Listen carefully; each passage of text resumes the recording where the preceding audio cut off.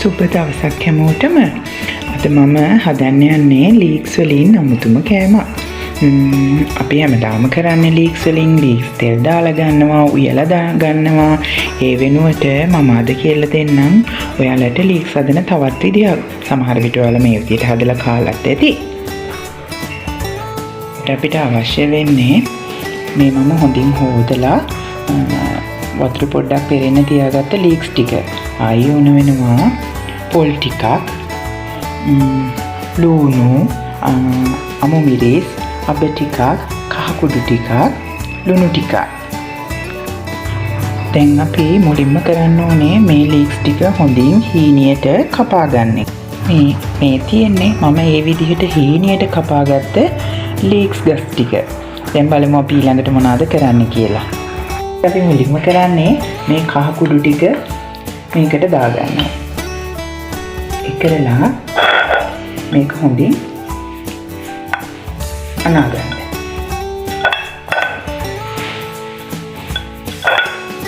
ඊට පස්සේ අමු මිරිස් ටිකක් දාලා මේ ලුණු කුඩු ටිකක් දාලා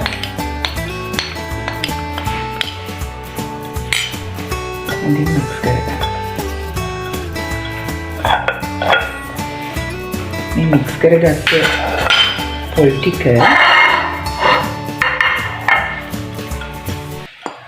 අපි මේ ලීක්ස් එකට දාලා අල්ලුමක් ගන්නවාට මේ හොඳට මික්ස් කරගන්නවා. ඊපස්සේ අපි මේ වගේ තාච්චියක් ලිපේ තියාගෙන පොල් තෙල් ටිකක් දාගන්න. මේ තෙල් ටික රත් වීගෙන එනකොට අපිට පුළුවන් ලුණු ටික දාගන්න. මම ලුණු ඔයාලට ඕන ලුණු දාගන්න පුළුවන්. නැත්නම් ඉතින් ලීක්ස්ුත් ලුණු වගේනේ. නැත්නම් ලීක්ස් ලුණු නැතුව යට හදාගන්නත් පුළුවන්. ඊට පස්සේ අපි අබ ටිකක් දාගන්නවා ඒකට.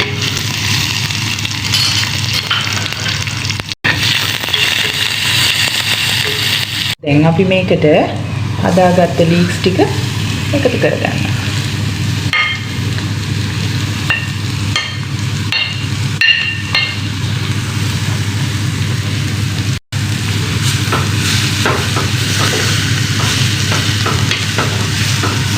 මේ විදිහට හොඳින් කලවම් කරගන්න. ඕනනම් මේක ඔයාලට හොඳට ඉදෙන්න ඕන කියලා හිතනවා නම් ගොඩක් චුට්ටක් කළා වතුර චුට්ටකුත් දාගන්න. මේක අඩු ගින්දරේ විනාඩි 5ක් විතර තම්බෙන්න දෙන්න. මේක වහලා තම්බ ගන්න එපා. එතකොට මේ මැල්ලුමේ තියෙන ලස්සන ගතිය, ලීක්ස් වල තියෙන කොළ පාට ගතිය නැති වෙනවා. ඒ නිසා ඔයාලා මේ විදිහට තාච්චිය මේ තියෙන්නේ මම මේ විදිහට හදාගත්ත රසම රස ලීක්ස් මැල්ලුම. ඔයාලත් මේ විදිහට හදලා බලන්නකෝ. හැමදාම කන විදිහට වැඩිය වෙනස් විදිහකට ලීක්ස් හදලා. අපේ ගෙදර අය නම් හරිම ආසයි මේ ලීක්ස් මැල්ලුම කන්න. ඔයාලා try කරලා බලන්න. මේක හරිම ලේසියෙන් හරිම පහසුවෙන් හදාගන්න පුළුවන්. ගෙදර මැල්ලුමක් නැති වෙලාවකට ලීක්ස් ගස් දෙක තුනක් තියෙනවා නම් මේ විදිහට ලස්සනට මැල්ලුමක් හදලා කාලා බලන්න.